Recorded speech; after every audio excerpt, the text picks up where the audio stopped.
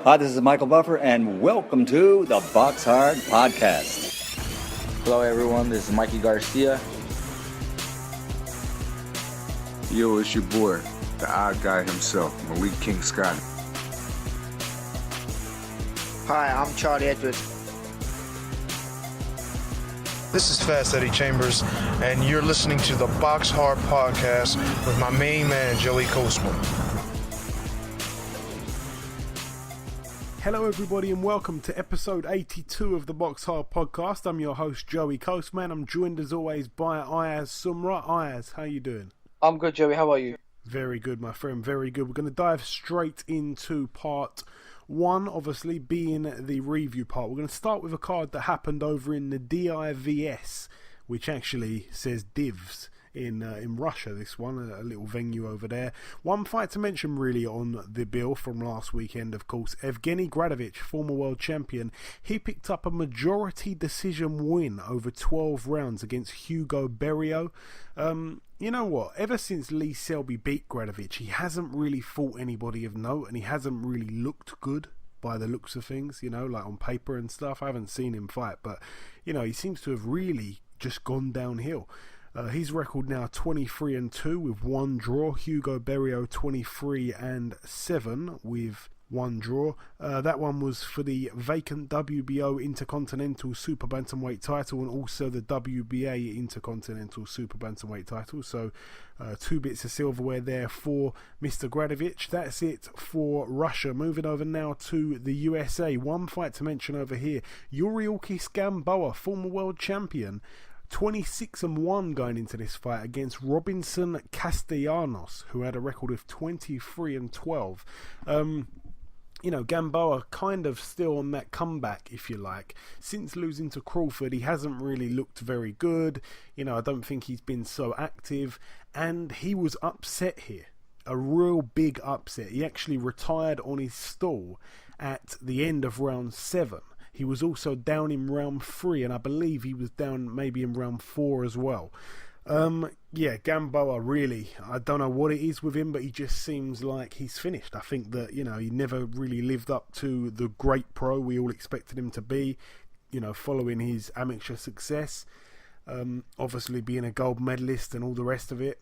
And he was a promising prospect as a professional. He picked up a world title. He was being linked with, you know, guys like Mikey Garcia and stuff like that. And ever since losing to Crawford, it really seems like he's done. I'm not sure if his heart's in it anymore. I didn't actually watch the fight, but people were saying he was absolutely terrible. Really, really bad performance.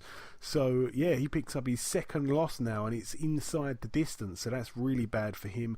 Gamboa now 26-2, and Robinson Castellanos, wow, he's got a big, big scalp on his record there. That's it for the Cosmopolitan of Las Vegas. Moving over now to New Zealand. This one at the Vodafone Event Centre. One fight, or 2 fights to mention on the bill, in all honesty.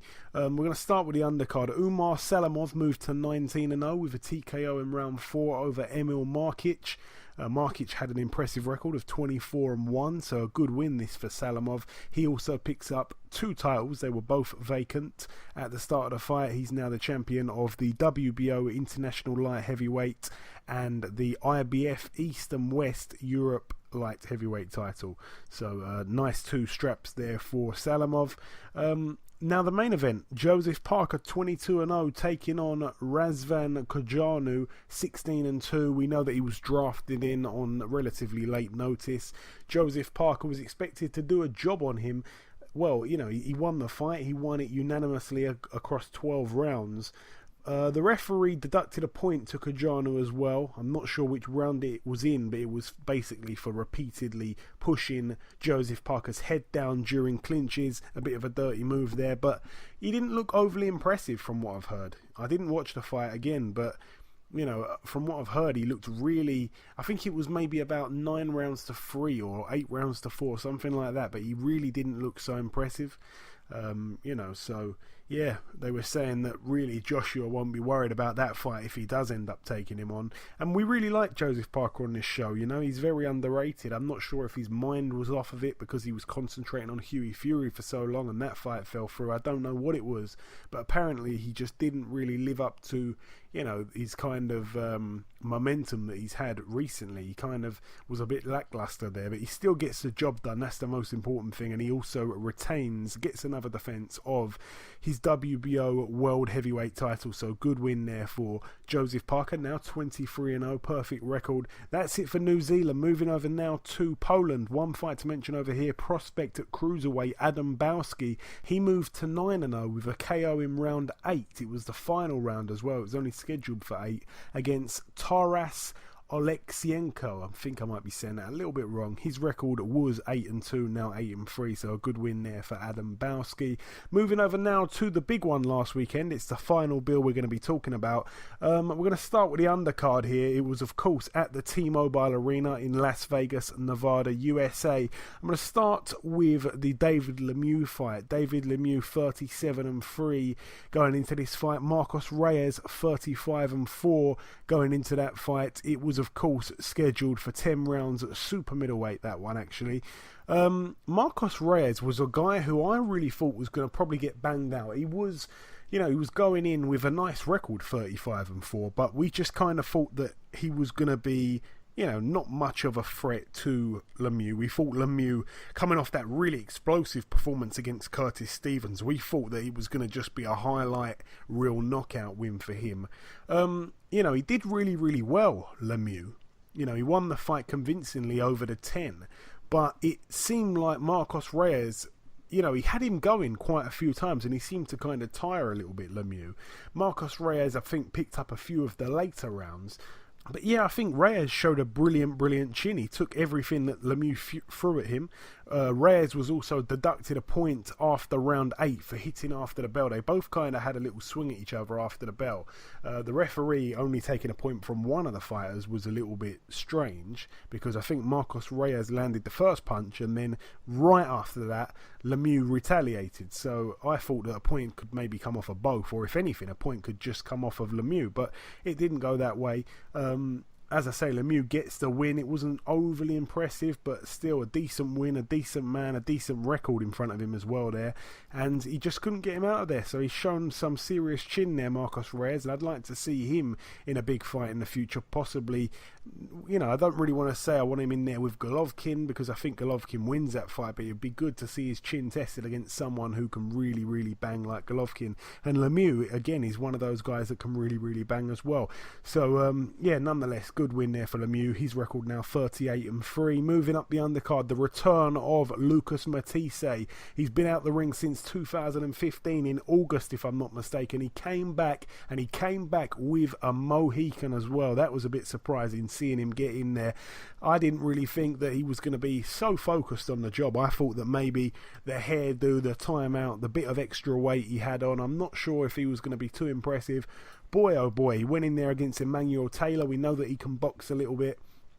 Been the distance with Adrian Broner and a couple of others. His record 20-4 going into this fight. Taylor was knocked down once in round 3 and he was also knocked down in round 5 and the referee waved it off when he got back up. When he got back up, the referee kind of looked at him and said, "Are you ready to carry on?" He said yeah, but he didn't want to look him in the eyes. So it was a little bit, if you look too much into it, it was a little bit of a quit, I suppose. He didn't really fancy it. You could tell by his eyes. He was hoping that the referee picked up that, and the referee did it, and the referee stopped it. It was probably the right thing to do. But that's a really impressive win there for Lucas Matisse. Emmanuel Taylor had never been stopped up to this point.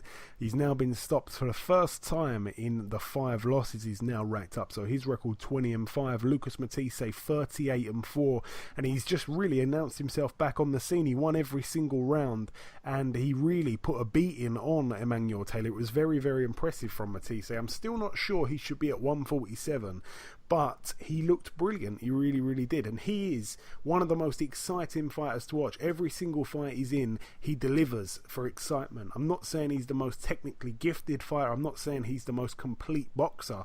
But boy, oh boy, does he bring excitement. I remember his fight with John Molina Jr., one of the best fights I've seen in years. That was a great fight, and he always brings it, Lucas Matisse. So credit to him. We want to see him back very, very soon. Hopefully he becomes a little bit more active, and he is one of the most devastating and ferocious one-punch knockout artists in the sport today, pound for pound.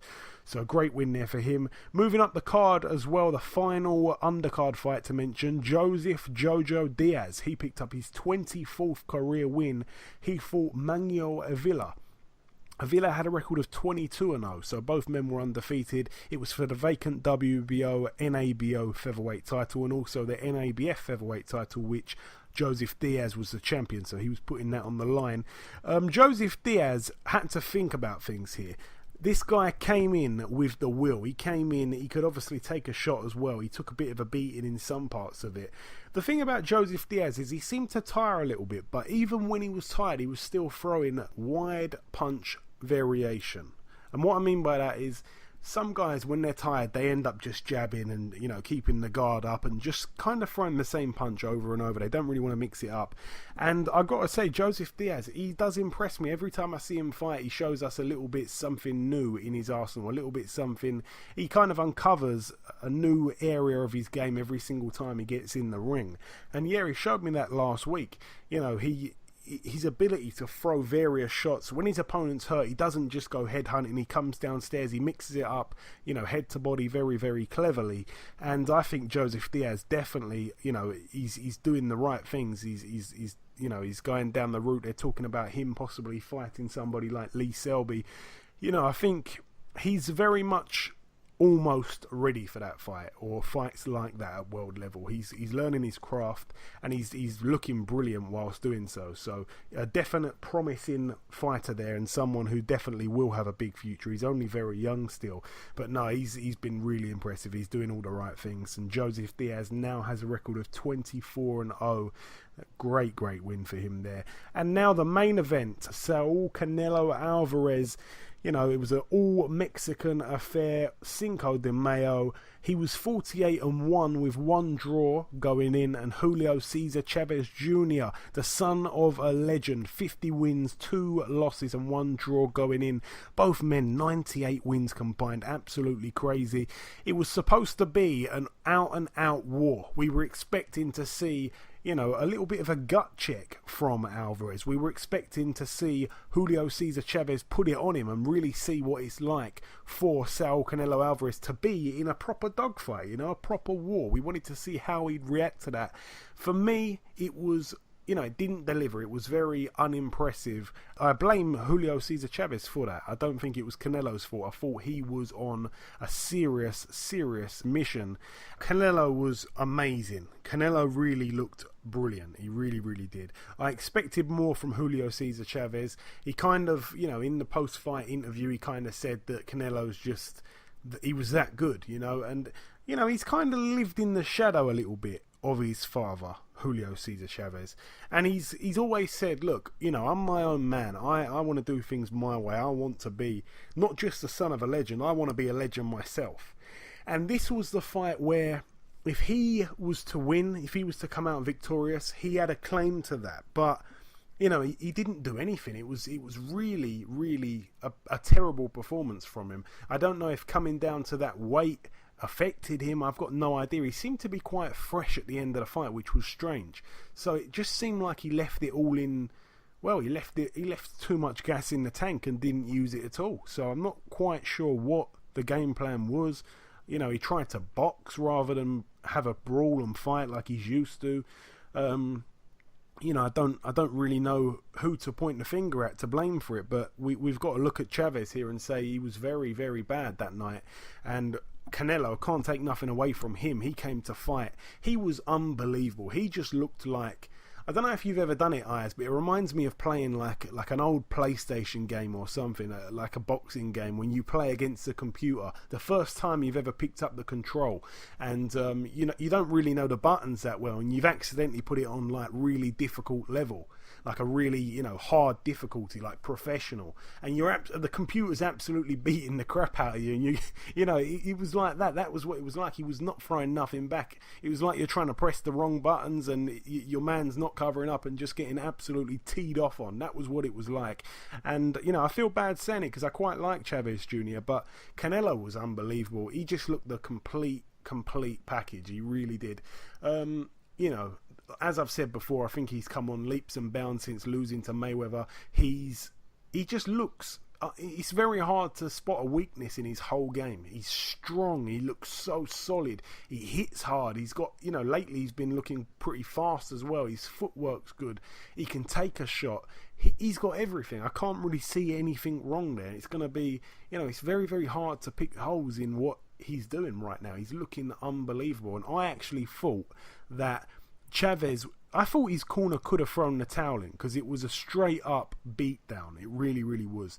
And I was a bit, I thought maybe he might quit. I did predict that on last week's show. As you said, a Canelo points win. And I think because Canelo in the build-up said that Chavez quit before, once a quitter, always a quitter, I think that was in his mind. And I think that's the only reason why he didn't quit, because I think he probably did want to quit during parts of that fight. He just got absolutely outclassed. It was horrible to see it. It was a bit difficult to watch at parts of it. And, I'm not sure where he goes next, Chavez. I think possibly retirement. He's had a lot of fights now. He's done pretty well considering his lack of real skill. He's had good fights at the right time and stuff like that. But Canelo, he's just on the up and up, and he's now 49-1. That one loss to Mayweather and the one draw, of course. Julio Cesar Chavez, 50 wins, 3 losses and 1 draw. And as I say, Canelo, we're going to talk about him just briefly in the news part of the show. We're not going to say what happened right after the fight. You probably know already, but we will talk about that in the news segment just after the interview coming up in the next minute or so. But no, the last word on Canelo, he looked absolutely brilliant. I'm not sure if I'd favour him to beat Floyd in a rematch if Floyd was to come back out of retirement right now and fight him straight away. I think that's a very close fight, but he has become a brilliant fighter, Canelo, and I just cannot see a flaw in his game at all. He looks the complete package. He looks like a complete nightmare to fight against, and you'd have to favour him pretty much against everybody. And I'm saying that knowing about the fight that is going to be made very, very soon, or it's been made. We're going to talk about, as I said in the news segment, that's as close to a 50-50 as you can get in terms of the middleweight division, the super middleweight division, and the light middleweight division. But we're going to leave that there. We're going to bring in our first guest. Ladies and gentlemen, please welcome a top middleweight contender and also my favourite Frenchman, Mr. Hassan N'Dam. Hassan, welcome to the show. Yeah, how are you? I'm good, my friend. How are you? Yeah, I'm good. Very good. Work hard for my next fight. Yeah, of course. I know that you've just left the gym. So, Hassan, it's all a bit confusing for me. You were the WBA interim champion. Then Danny Jacobs lost his regular title when he took on Golovkin.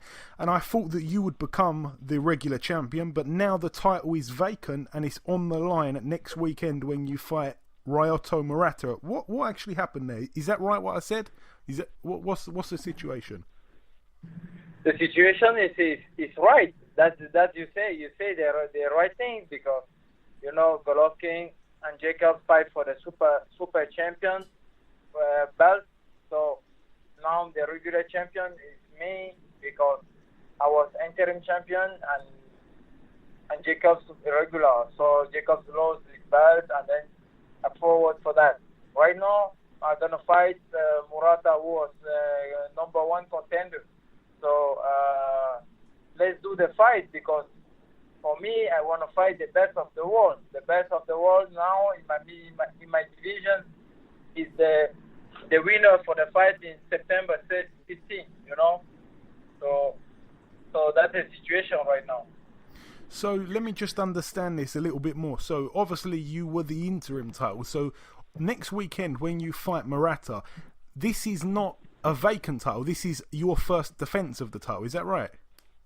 I think it's gonna be the vacant title. That they say, but the WBA sent me another belt. That belt is the regular belt.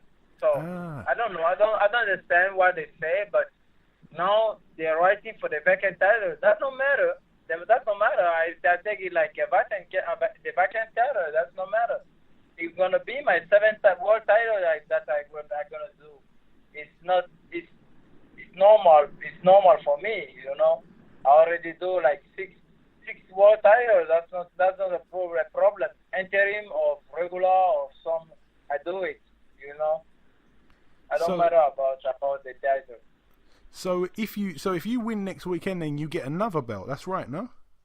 If I win this next weekend, I have another belt. Right. Well, if you don't want any, Hassan, you can just send them to us. Yeah. Right. So as I said, you're taking on Ryoto Murata. He's unbeaten as a professional in 12 fights. He's an Olympic gold medalist. Do you know anything else about him, Hassan? I'm watching for his last fight, for 3 last fights, but I see that he have a good condition. He have a good height. He tall, so he's very tall than me. But he have a mistake too. He has too slow. He want to punch, but he don't punch then. Lemieux, he don't punch then. He's not a big puncher. Yeah, so I already fight big champions, big boxers, so that's no matter for me. If it's a regular boxer, like everybody, because people think about he was Olympic champion. He's a good boxer because he was Olympic champion. Nobody can say nothing about that. But right now he's gonna fight the real boxing in professional division. It's not an amateur, and I have good experience. I have too much experience than him, and I fight a tough boxer. So Ilze, Lemieux, Chocolate, and many more. Curtis Stevens, and I don't care about Murata, but I respect him because he do a great job in amateur, and he continue to do a great job in professional. Yeah, absolutely. Now, Hassan, you fought as a professional in France, you fought in Luxembourg, you fought in Morocco, Ireland, Spain, USA, Canada. You've never fought before in Asia. You're going out to fight in Japan. Are you happy to do that? I'm happy to do that because I'm happy to do that sport because, I'm a long time in this business, and that makes me travel a lot and see more countries. I didn't see the Asian country before. So that will be my first time. I'm happy. I'm excited to see how it's going there, the Asian public and the people there were for boxing, how they feel, how they do. I don't know, but I know US, I know France, I know everywhere how they like boxing. But, in the ring, we're going to be 2, We're going to be 2, only he and me, and the best going to win. You can have all your family around the ring. You can have all your people around the ring, but only 2 persons in the ring, you and me. And, the ring is my room. And when I enter in the ring, it's like my home. I don't feel like in Japan or Asian, in Morocco or something. No, I'm in my home. That's it. Yeah, absolutely. That makes a lot of sense. So this is your first fight this year, Hassan. Obviously, your last fight was over in 21 seconds. How many fights are you looking at having this year? Obviously, this is going to be your first one. Are you going to be fighting once more after this, or twice more after this, or does it depend on what happens next weekend? I think no. I take the fight One at a one time. by one, Yeah. one at a time. But I'm looking for the winner for the September 16 because I want to fight. I'm 33. I don't want to stay a long time in boxing. I want to be safe for my family. I want to be safe for me, for after the boxing, to my job, to do what I want to do. I want to finish this boxing with all my brain, all my head. So that's why I think about fight the best boxer now in the world, and then after that, I think I have like 3-4 more years that I want to do, but I don't know how many fights I'm gonna do, So I don't plan about the fight. I plan about one at a time. Yeah, of course. So you leaving to go to Japan? When are you leaving, Hassan? When are you leaving? You're in France at the moment, I suppose, yeah? Right now, I'm France because I moved from Miami to France since Saturday. Right now, I'm in France. I moved to France Friday 12 to Japan. So you're going on Friday. Okay. Yeah. Charles de Gaulle Airport? Friday 12, Charles de Gaulle Airport. Yes, good airport, that one. I've been there Yeah. before. So I want to ask you about a couple of other fights now, Hassan. What did you make of the Golovkin and Jacobs fight? A lot of people thought that Jacobs might have won. A lot of people thought that Golovkin won the fight. How did you see it? The most great fight in this middleweight division with two great boxers. It's difficult for the referee. It's a hard job right now when you have two big boxers like that. It's like Andre Ward against Kovalev. You cannot give the winner for the fight to somebody who win a little bit, who have 1 point or a little bit higher than the opponent. For that fight, I think it's draw. You cannot do one person lose and one person win because the two put all the career for this fight. And I talk about Kovalev and Ward, but it's the same thing as Golovkin and Jacobs because Jacobs do the great job and Golovkin do the great job too. But it was too close to give to Golovkin or Jacobs. I think, for my opinion, they was right to give the draw for that fight. Yeah, I think not many people can disagree with that. It's obviously just been announced last weekend that Golovkin will now be fighting Canelo. You just mentioned it as well, September 16th. Who do you think's going to win that fight, Hassan? In some Twitter for Canelo in 2010, when I supposed to fight Golovkin go to do sparring with Canelo, and Canelo say he didn't say in Twitter, he said, I didn't see the opening like Golovkin, who punch with two hands like him. It was very surprised for that guy. But, Canelo have advantage too. He punch with two hands and in much combination. And he do combination and punch and for all combination like 7 punches in this at that time and punching for 7 punches. You don't see many boxers who do that, And I think it's gonna be tough fight. I don't have the good opinion right now because Golovkin go to the best, is in the best time right now, and Canelo in the best time right now.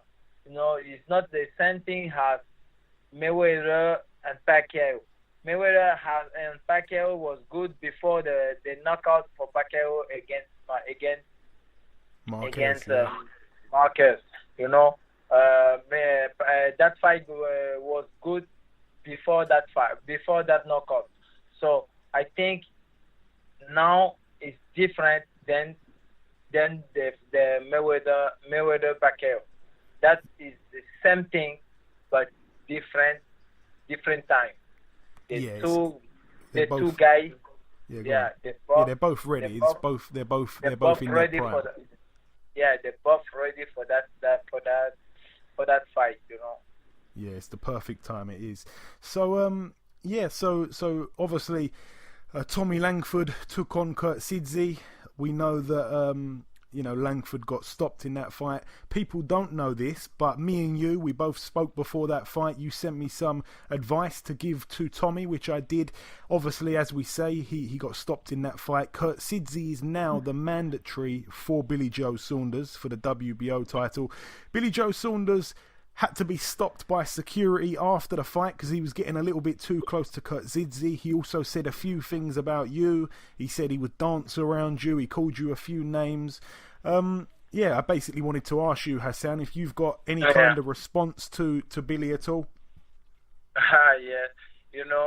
Billy Joe Saunders talk about me every time. I think he dream about me too, because he's scary. He's a fake boxer, I think, because he talk about me. But, Billy Joe Saunders, when I don't want to sleep, I watch a fight for Billy Joe Saunders. Do you know why? Because every time he make me sleep.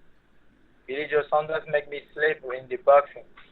So, I think the title that he gets against Andy Lee make him think that he has good boxer, he has champion or something like that. But why he didn't fight the good boxer since the last time? Nothing. He don't do nothing since last time. He waiting for the payday.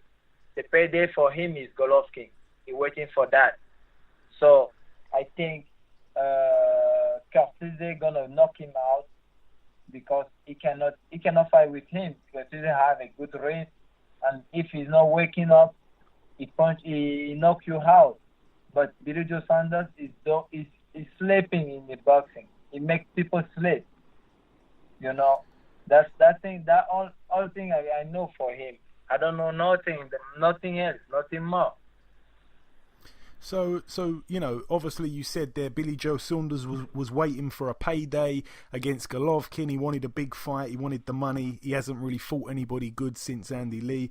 Obviously, he's had a couple of injuries and whatever. But are you saying, Hassan, that if you were to win next weekend, whilst we've got Golovkin and Canelo in the biggest fight in the division, they're both going to be fighting, is the Billy Joe Saunders a fight that you'd want perhaps to unify the WBA and WBO titles? I asked to Billy Joe Saunders before I asked him to fight me, and before I was not world champion. Of course, he don't want. Of course, I give him a respect about that. He was champion. He refused to fight with me. He said he want Golovkin. Now, after this weekend, this fight for the next weekend, why he don't want? Why not? I want to fight him for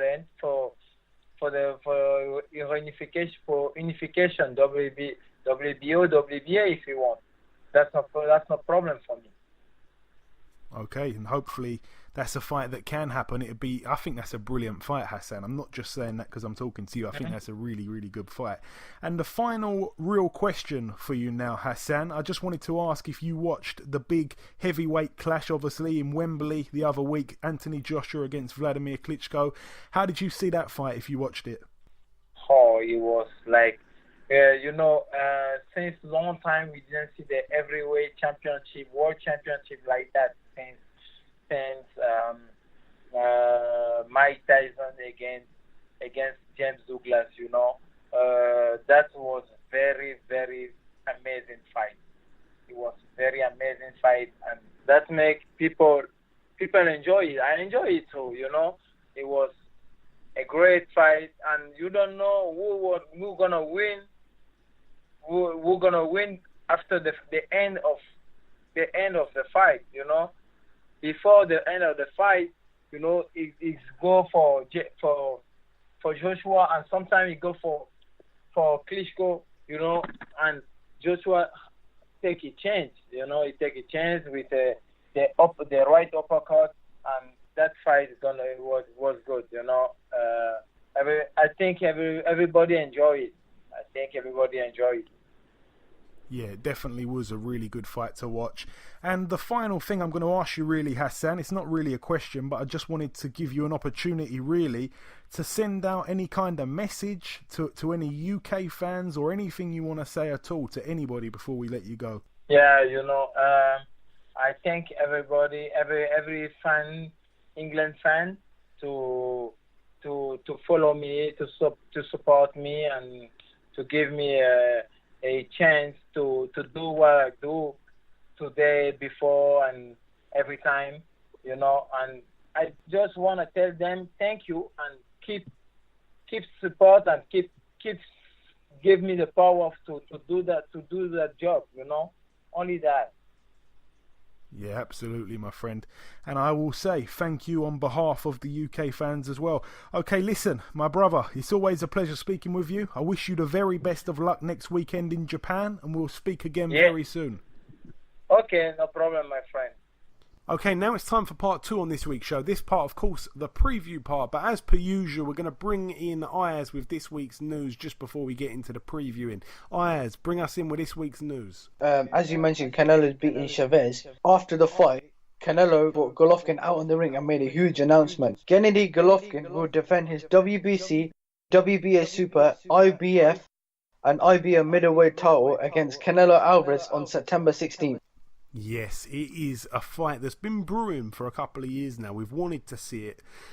We must remember that Canelo gave up his WBC middleweight title. He gave it up, and obviously Golovkin ended up being elevated to the super sort of WBC champion rather than the interim.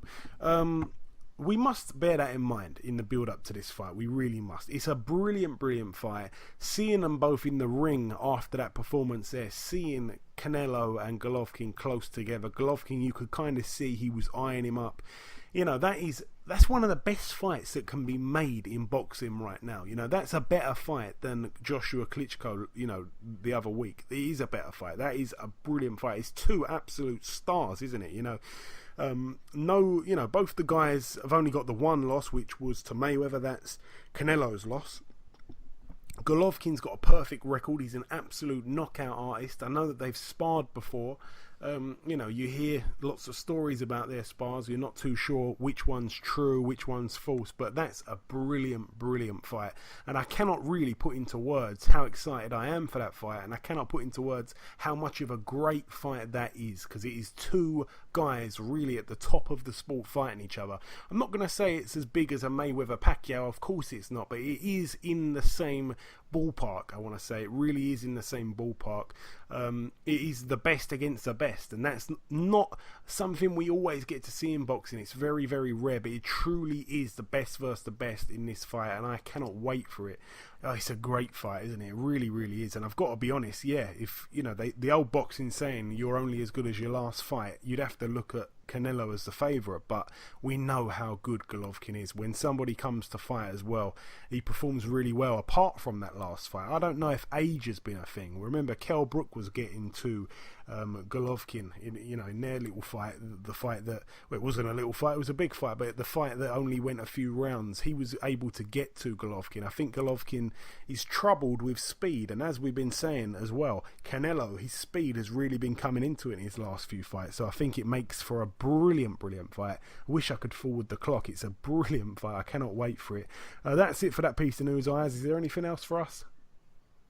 Tyson Fury is waiting to discover if he is close to a boxing return after attending a UK anti-doping hearing. Yes, it's kind of been kept under wraps. We know that we're not quite sure what's happened. He got busted for this drug, he got busted for that drug. We've heard about contaminated meats. We've heard about B samples and A samples, and positive tests and negative tests, and it's all just been a bit weird. It's all kind of been kept under wraps, and we're not quite sure what to believe. So we're going to have to wait to see what they say. The hearing was on Monday. I'm sure we're going to probably hear some more, but we're not going to say anything. We're not going to speculate anything on this podcast until we see official statements, which as of yet we haven't seen. So yeah, we're going to throw it out there about that, but we're not really going to talk about it too much, so we're going to leave that there. But all the best, of course, to Tyson Fury. We hope that the right result comes of this, and we cannot wait for his return. Is there any more news, Ayaz? No, that's it. Okay, my friend, thank you very much for that. We're now going to move on to the preview, and we're going to start with a fight that's happening this weekend at the Doubletree Hilton Hotel in Sheffield, Yorkshire.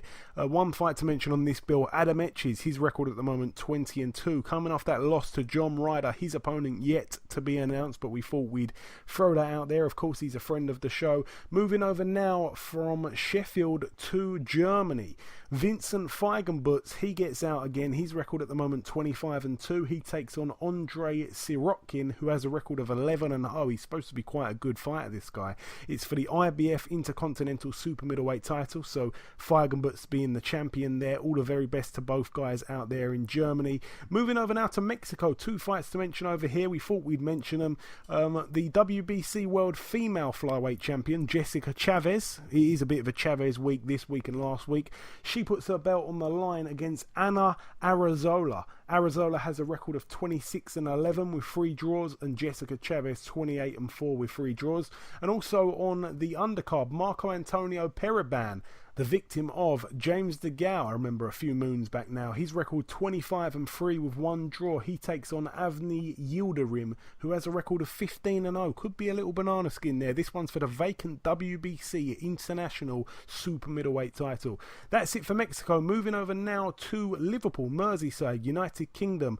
One fight to mention on a bill at the Fusion nightclub. Big sexy Sean Turner gets out again, of course, coming off the loss in recent weeks. A shock loss for him. His opponent yet to be announced. That's it for Liverpool. Moving over now to the Barclaycard Arena, Birmingham, West Midlands, United Kingdom. A few fights to mention on this bill. We're going to mention firstly the undercard. A man that was supposed to be on the Wembley show a couple weeks back, Josh Kelly. He was supposed to be on that show. His fight ended up falling through, the time scheduling and all that stuff, so he gets out on this bill. He's in a 6-rounder at middleweight. His opponent's yet to be announced, but of course Josh Kelly, the 2016 Olympian, very good fighter, definitely one to watch. His record at the moment 1-0.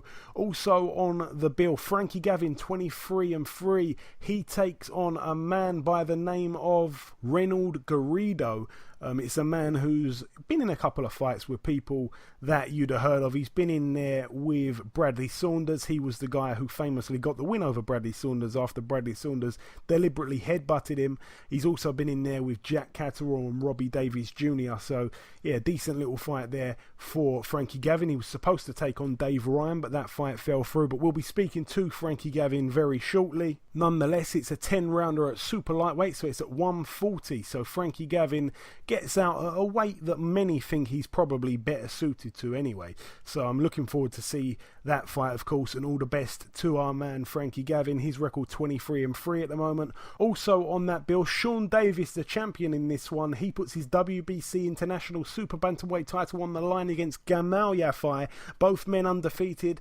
It's at Super Bantamweight, as I said. It's a 10-rounder there. Both men undefeated. Somebody's O's got to go. Gamal Yafai 11-0. Sean Davis 12-0.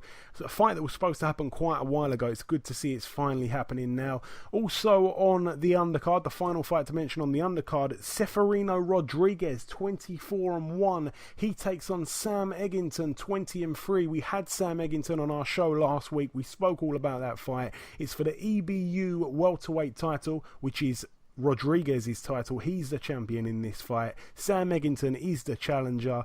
It's the Spaniard's first defense of the title as well. Sam Eggington, he just seems to keep being doubted. A lot of people write him off, and he comes through these tests with flying colours, and I've got faith in him to do a job once again on Saturday night. So all the very best to Sam Eggington, a top class guy.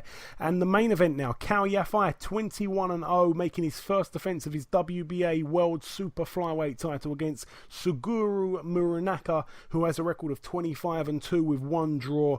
Kell Yafai, he looked absolutely brilliant when he won the title. To be honest, he's been out the ring now for a little while. I actually thought he'd be pretty active. He kind of, he has been an active fighter, and it seems like it's been a long time since he won that title. I remember it was at the back end of last year. As I say, a really impressive win at the time. The title was vacant, we've got to remember that. But this is his first offence. The guy he's in against, Muranaka, he's never been stopped, so that's one thing we've got to say.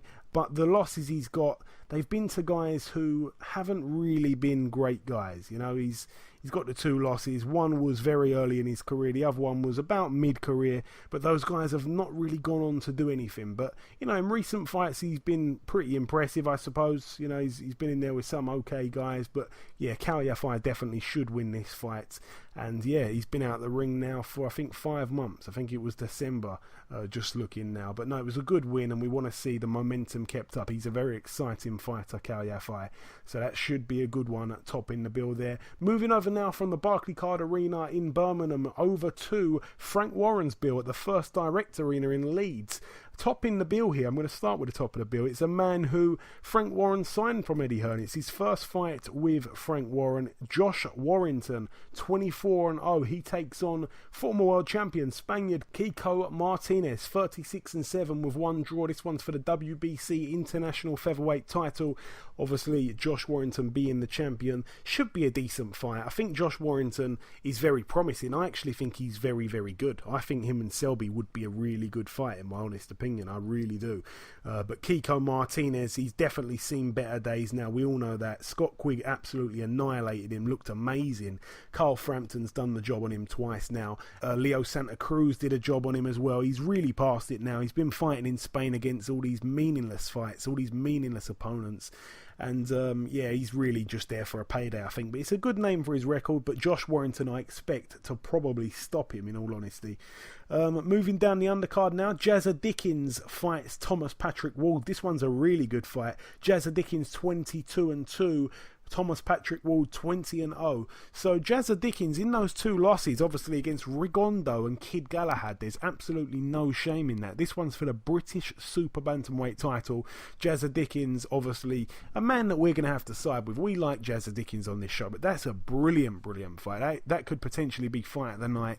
Josh Lever gets out again. He's in there against Phil Sutcliffe Jr. That should be a cracking fight as well. Another little fight there. I didn't even spot that one. That's a great fight. That one's for the vacant IBF Intercontinental Super Lightweight title. Also on that bill, Nicola Adams, she gets out again. It's her second pro fight. Her opponent yet to be announced, and she's actually, as far as I know, she's going to be the first woman in recent times to fight in 3-minute rounds. So it's a 4-rounder, 4 3-minute rounds at flyweight, that one. We wish Nicola Adams all the very best. She was impressive, but a little bit overeager in her first fight, but she'll be more relaxed now. She knows what the pro game brings, and we wish her the very best.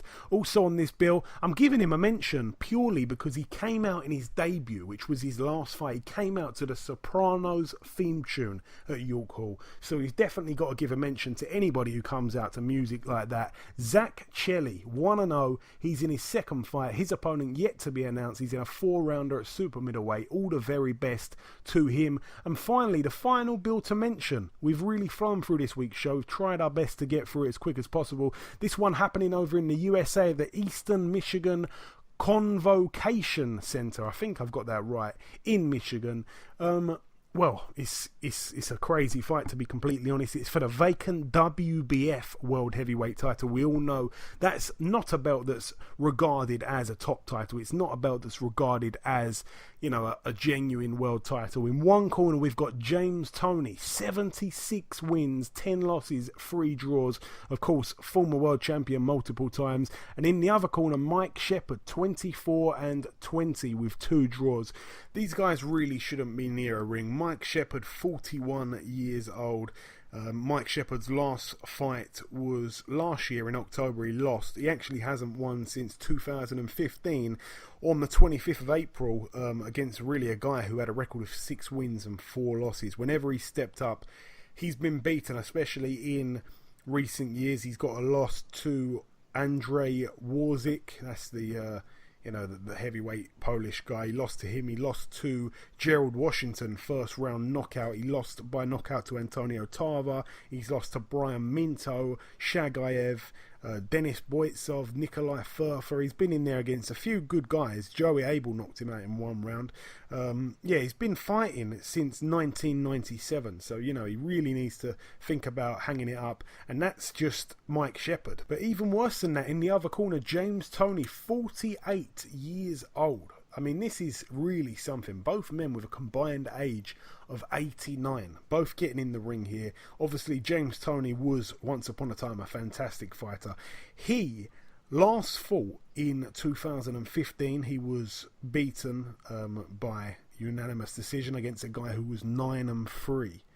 And also, he fought in Prize Fighter 2 years earlier against Jason Gavin. He lost in the semi-final to Jason Gavin. That was when he come on with all the woo stuff, So he actually hasn't won a fight since the Prize Fighter night. He fought Matt Legg in the first round, and he beat him. He knocked him out in the third round, the final round. But a proper fight, like his last actual proper win, in a real fight, it was over 3 rounds, was an 8-rounder in 2013, and he won that fight really by like 2 points, and it was a guy who was 12-7, so he's well past it. And I'm not sure, I mean, I don't think the fight's on TV, but if it is, that's a shame to whichever broadcasters picked it up. I don't want to be too critical, but that is shocking. These guys are both, I think both of them have actually got grandkids, so it's crazy that the fight's happening. I can't believe both men are still fighting. It's pretty incredible. But yeah, best of luck to both men, I suppose. We hope that they both get out the ring uninjured. We wouldn't want that to happen, of course, and hopefully they both leave the ring healthy. Hopefully it's a decent fight. I hope that neither one takes too much punishment. Hopefully, it goes to some sort of decision where they barely hit each other, because we don't really like to see them anywhere near a ring. But that really wraps up the preview, and we've done the review, and we've done the news, we've done the preview, and we did the first interview. Before we wrap up the show, there's one last thing to do to end part 2, and that, of course, is to bring in guest number 2. Ladies and gentlemen, please welcome the former British and Commonwealth welterweight champion, Mr. Frankie Gavin. Frankie, welcome to the show. Thanks for having me, mate. Appreciate it. Hey, it's my pleasure, my friend. So, Frankie, you fight this Saturday on Cal Yaffai's undercard in your hometown of Birmingham. Obviously, you were originally set to face Dave Ryan. As far as I know, he's pulled out. You've got a replacement opponent. Do you know the reason behind him pulling out at all, Frankie? I heard he's got a great job. He's earning a lot of money, so it made sense for him not to get worried about training. He's retired, I think. And he's working with some sort of racing. I think he's motorbike racing, doing the nutrition for the team. He's on a lot of money. Okay, strange one. I haven't heard that one. But, okay, we'll leave that one there. Instead, you're taking on a guy by the name of Renald Garrido. Obviously, he's got a few names on his record. He's got a win over Bradley Saunders. He lost to Seferino Rodriguez, who Sam Eggington's fighting on the same night. He also has got a loss to, two of our unbeaten prospects, Jack Catterall and Robbie Davies Jr. He had Davies Jr. down in their fight as well. Do you know much about him aside from that, Frankie, at all? Yeah, just what you just said, really. Just don't know that, really. We know he comes. We know his game. We know he's not technically great. So, Frankie, do you feel at this part, this stage of your career, do you feel that this is a must-win fight for yourself now? Yeah, I think they're almost win fights, mate. But yeah, this is definitely one. Yeah. If I lost this Saturday, it's gonna be a real long road back. Yeah, and this one's down at 140, if I'm not mistaken. No, mate, he's at 145 when he was for a title, but then he's not for a title, he's just at 147 still. Oh, okay. Obviously, as you said there, it's a must-win fight. You want to be able to beat guys like this, and no disrespect to him, we won't overlook him, but what do you feel would be next for you, Frankie? If you were to get a win over this guy here, would you try for the British or something again? What would you be going for? Anything I don't mind, really. Beat the people ranked above me, get some titles in. Okay, and I want to ask you about Kell Brook against Spence. I know that you're big on Brook, obviously. You've been in there with him. You've been in there with, you've been in there with Bundu. We know how tough Bundu is, and the job that Spence done on him was definitely impressive. We can't forget that. How did you see that fight playing out, Frankie? When he first got announced, I was thinking Brook comfortably. After seeing him at the press conference, just like Spence in his element, and it's meant to be that he's world champion. It seemed like he was getting under Brook's skin a bit. But then, again, looking at Brook the other day, and the shape he's in already. In his clothes, he's only 6 pounds over, like 3 weeks to go. Brilliant. Yeah, that was a worry. I think I was a little bit worried that, you know, taking all that weight off again, especially coming off of the the Golovkin fight where he bulked up a bit. Fight, yeah. Yeah, I didn't think that'd be a good move, but it is encouraging seeing that. I want to ask you also about Sam Eggington against Paulie Malignaggi. We haven't spoke since then. That was a great win for him. Obviously, we had Sam on last week's show. I was going to ask you if that's a rematch you'd like down the line. Obviously, I'm not sure where your sights are, if they're at 140 or 147. In the long term. So 2 questions in one really. What did you think about the win he had over Malignaggi? And also, is that a rematch you'd like? The performance was fantastic. I thought he even outboxed him from the beginning. It weren't like I thought he was going to lose a few rounds and then he was going to get to him. But just outboxed him from the beginning. But me and Sam won't be happening now. I'm in the same gym as Sam now. We've got the same coaches, so that won't be happening. Good stuff. Both top guys. And also, I wanted to get your reaction to Joshua versus Klitschko. I know we spoke a little bit over WhatsApp about it, but obviously a huge event. It didn't really go the way many people thought it would go. It was ups and downs. What did you make of it? It's a fantastic fight for heavyweight boxing. It's really exciting at the moment, heavyweight boxing, after a few years of it being not so exciting. I think Joshua's the man behind it all, to be fair. He's always obviously got a big part in that. I think heavyweight boxing could get back to where it was. Yeah, we certainly hope so. And finally, the final question, Frankie. We've kind of flown through this as quick as possible. I wanted to ask you, how is your gym getting along? Last time we spoke to you, I think you'd done some sort of charity event. It was all going pretty well. I just wanted to basically ask how it's all going. My gym's going fantastic. The amateur set was a bit harder to set up than I thought, but I'm doing the first to be affiliated. We've moved premises now to a gym twice as big, so which is a lot better for us, a lot more encouraging. A lot more people can come in, there's a lot more room. So I expect big things in the next couple of years from the gym. Yeah, quality stuff, my friend. Okay, listen, Frankie, it's always a pleasure, my friend. Thanks a lot for giving us and you, some mate, time. thank you. And we'll catch up after your fight, no doubt. Yeah, we'll catch up on the PS4 soon. Take care. See you soon, mate. Frankie Gavin there. Let me just assure the listeners not to listen to Frankie Gavin saying we'll catch up on PlayStation 4. I can assure you he wants none of me on FIFA. That is the truth. I'm being real. But yeah, this just about wraps up show 82. I've been your host, Joey Coastman. Ayaz Sumra has been Ayaz Sumra. I apologise on Ayaz's behalf for his mic echoing. That is a problem that we've acknowledged. We'll have to fix that by next week's show, of course, so apologies for that. A big shout out to our 2 guests for this week, Hassan N'Dam and Frankie Gavin. Please remember to keep updated with our shows. The simplest way to do that is to subscribe to us on the podcast app on your iPhone. Every iPhone has got it. It's of course free and it notifies you each time a new episode is released. Other than that, it's SoundCloud, it's YouTube, various other sites. You can follow us on Instagram and Twitter at BoxHard Podcast. I hope you've enjoyed this weekly boxing freebie. I wish you all a great weekend. Stay safe and we'll see you next week.